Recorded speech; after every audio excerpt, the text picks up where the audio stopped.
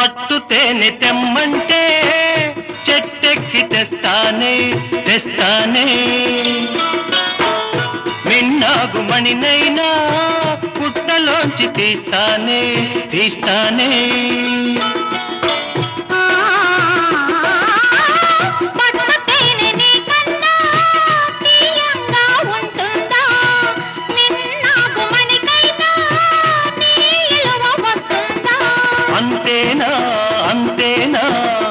అవును.